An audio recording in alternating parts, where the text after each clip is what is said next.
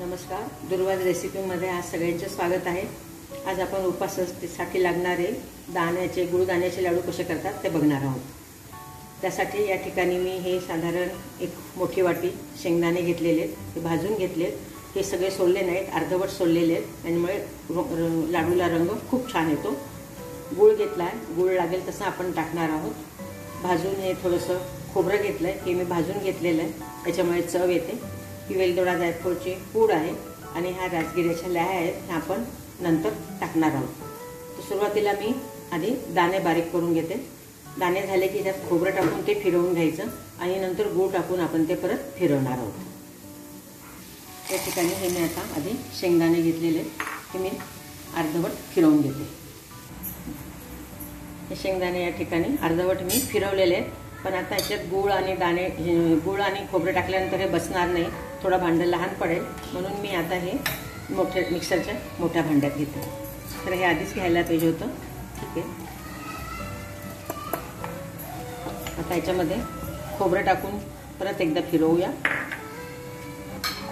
या ठिकाणी खोबरं आणि दाणे आपण आता बारीक केलेले आहेत। आता याच्यामध्ये मी गूळ टाकते, गूळ थोडा जास्त होईल। आणि आता हे परत एकदा छान फिरवून घेणार आहे। या ठिकाणी आता आपलं हे गूळ, खोबरं आणि दाणे या ठिकाणी छान बारीक झालेले आहेत, ते मी आता एका परातीत काढून घेते।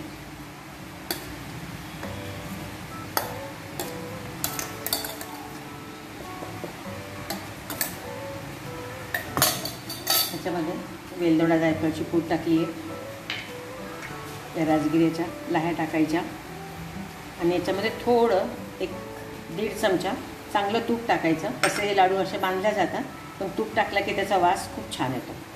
हे सगळं छान कालवून घ्यायचं।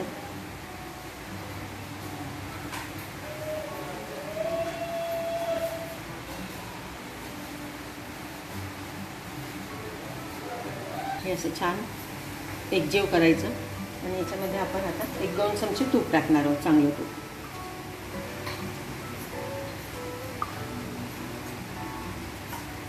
तूप ऑप्शनल आहे, नाही टाकलं तरी चालतं, कारण हे छान लाडू असे बांधल्या जातात, पण तूप टाकलं की त्याला जास्त छान वास येतो। आणि आता याचे छान छोटे छोटे असे आपण लाडू बांधणार आहोत। याच्यामध्ये तुम्ही चारोळी, किसमिस पण टाकू शकता, ऑप्शनल आहे, किंवा ड्रायफ्रूट्सचे लाडू वेगळे पण आपण करू शकतो, म्हणजे थोडी वेगळी चव 9 दिवस उपवासाला येईल।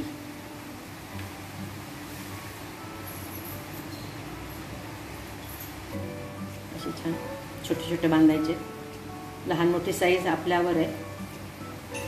मी छोटे छोटे करते कारण मुलांना लहान आवडतात।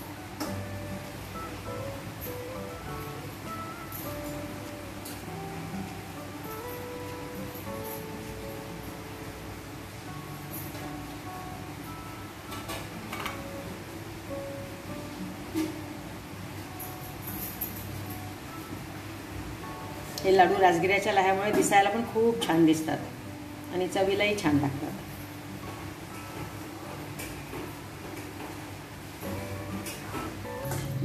आता हे लाडू आपल्या या ठिकाणी बांधून झालेले आहेत। मी परत या ताटामध्ये टाकते आणि याला तुपाचा हात लावून थोडंसं सारखे करते, म्हणजे याला छान चमक येते। थोडंसं असं हाताला तूप लावायचं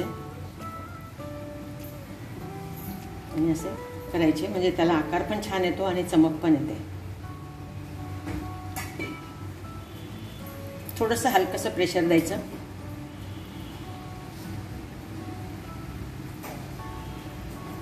तुपाचा वास पण खूप छान येतो।